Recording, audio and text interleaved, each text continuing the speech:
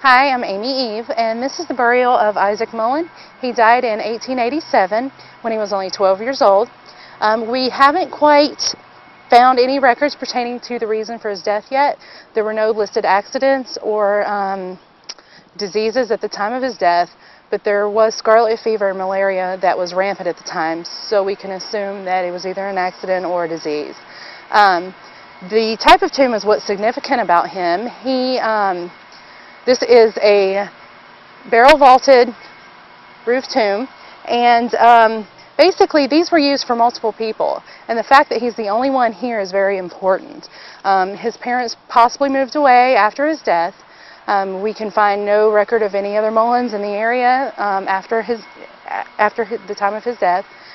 At the time that he was buried in 1887, Cadets Creek ran along the south side of the cemetery here, so that would make this a logical choice for his burial, constructing a tomb.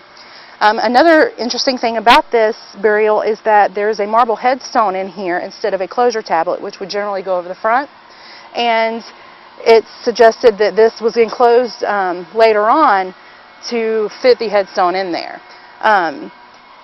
And a lot of times they'll have, in these types of tombs, when they are for larger families, they'll have the tablets around the outsides for all the different members, and they'll just they'll stack the wooden coffins, or they'll just push them to the back once the remains have sunken and deteriorated.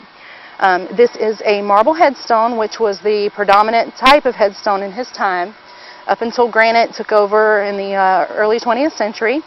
And the inscription here, or the symbol, is of a reclining lamb, which was one of the most popular designs on children's tombs. It represented the loss of innocence and the gentleness of a child.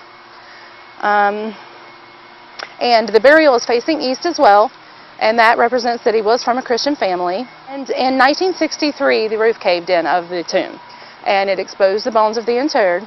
And that's when they discovered that there were alterations made, and the front was made to look way more elaborate. So that's probably when this was changed as well. So had the roof not caved in, they might not have known as much as they do about the tomb. And it has since been repaired, and it also received damage during Ivan. So it's had quite extensive repairs done to it over the years.